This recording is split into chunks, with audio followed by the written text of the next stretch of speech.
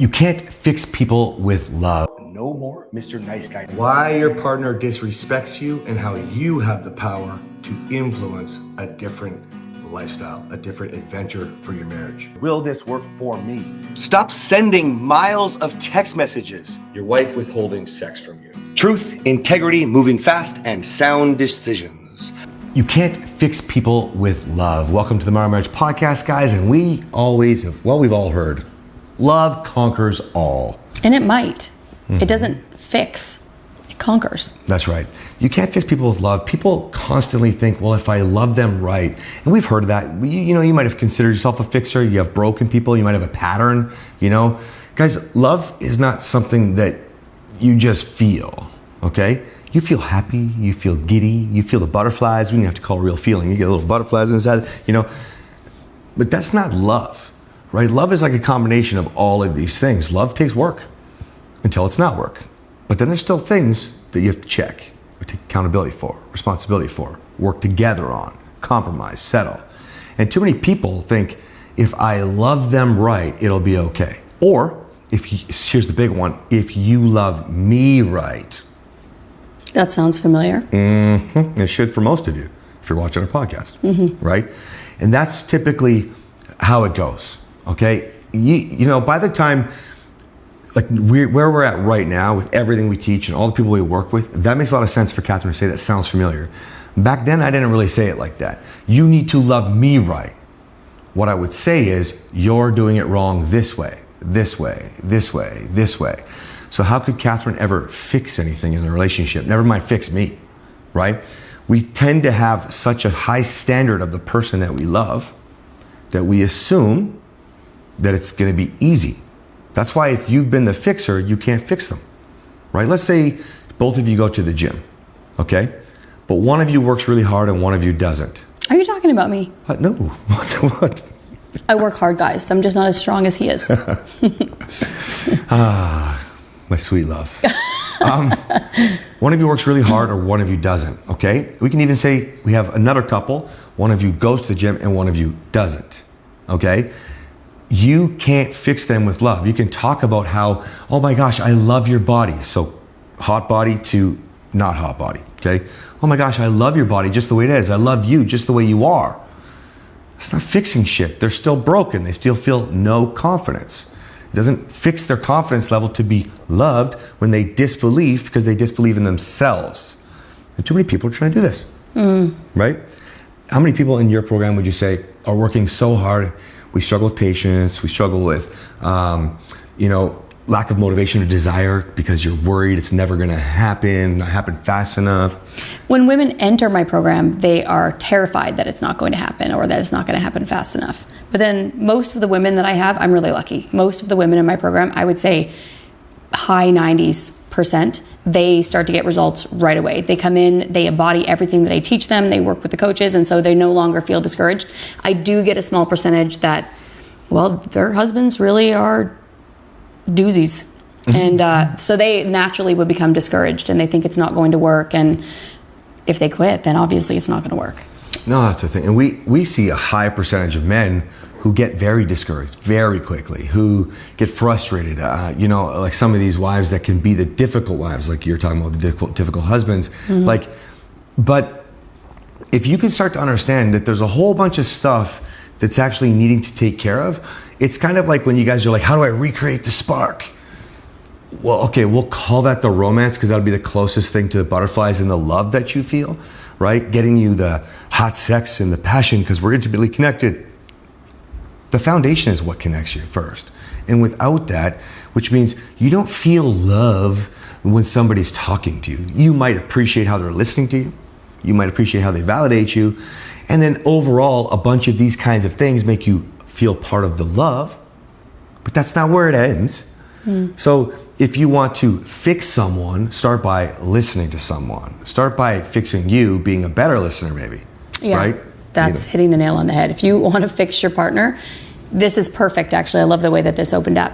I thought Cass needed to fix himself back when he was Ryan. I couldn't fix him. I thought he was so fucked up. I was just like, I don't even know what to do with this man. But do you know when things got better? You guys all know. If you're on this episode, which is 300 and something? 9, I think, yeah. 309, whatever it is. When did our relationship get fixed? I'm just like Sesame Street right now. I'm waiting for you guys to answer. It got fixed when I reflected on myself. So I thought he needed to fix his shit, and he did. But I didn't know how to get him to do it. Nothing I could do would fix him. So what did I do? I fixed myself, and I thought I was fucking innocent. No, this is a really I mostly thought I was innocent. This is a good example because, guys, what do you think she tried to do with fixing me with love or fixing us with love? Eggshells. Well, forget the eggshells.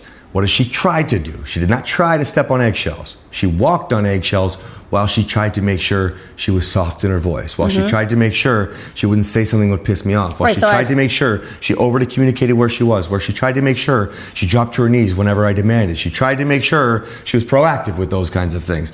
That would be all the ways that I felt love. That didn't work. Nothing worked until I addressed myself. Doing all the things that I thought he wanted. So I was trying to manage his emotions, manage his expectations, manage his this, manage his that. None of that works. It wasn't the way that I loved him. It was the way that I loved myself, the way that I wanted to grow myself. That changed the way I interacted, and that was more internal. What I was doing for him was completely external. When I did it internally, and when I started to invoke empathy, because the only way I could do that was to reflect on myself and see how much of a terrible person I was. And if you can't resonate with that, I want you to reflect harder. Because if you can't find a way that you're a terrible person, then you're wrong. Because there's always something that you should be able to be like, I don't like that about myself. I want to fix it. So maybe you're not a terrible person, you know, but do you know what I mean? And when you reflect on that and you fix it, then intrinsically you start to want to be better for your partner, not to your partner. Let's stick there for a second, because how many of you think that you do a great job? And it's hard because you're comparing with where you're at with your partner and their efforts, okay? The problem is you're trying to fix them instead of fix you. You think I'm doing great because they're bad. They're worse, sorry. I might be bad. I make a mistake. I shouldn't have yelled. I shouldn't have called a name. I should have done more around the house. I should have whatever your thing is, okay? But they're worse.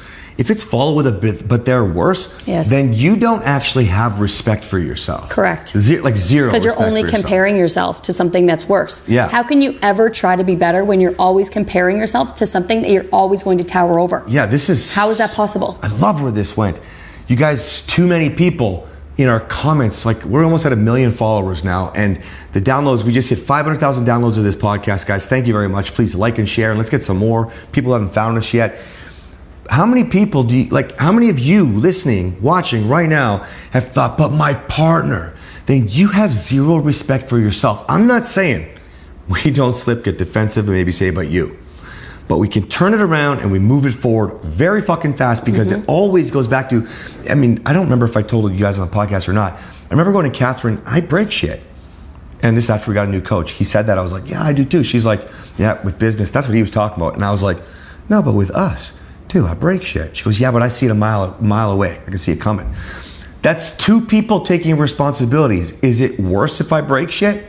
Or is it worse if I see it 2 weeks before it starts to come apart and I do nothing about it? Let's play this game. Well, it's way worse. I'm breaking shit, because if I didn't break shit, then she wouldn't have to see it a mile away. Right, but if I see it, I can't unsee it. Why am I doing nothing about it? Forget that, because I have something bigger. Because if she is capable of seeing it, and she loves me, and her brain's, well, mine's a little, I have to work it, okay? So I have to manage it, okay? Then isn't she responsible, if she's in this relationship, to be in check? Again, she wouldn't be responsible if I was fucking still going nuts, okay? But if you guys can wrap your head around this, then you can think about fixing yourself. If you can lead yourself, you can lead your partner. It doesn't take two. If one's leading towards divorce, be the one that's a better leader and lead towards marriage. We talked about that guy, the one-on-one, where his wife, well, no, we're going down the divorce path. She's fucking hanging on to, I made that example up, that's not them with the toothbrush, but the point is, she's really hanging on to it. The family intervention did nothing. She'd rather be angry. She'd rather be mad. She'd rather do all these things, and she'll stay fucking broken. But you know what? He's a good man. He has so much confidence and strength. He's not hurting. He understands. The old him and her messed everything up. We just took responsibility for our side. So we say, I understand if the old me messed everything up.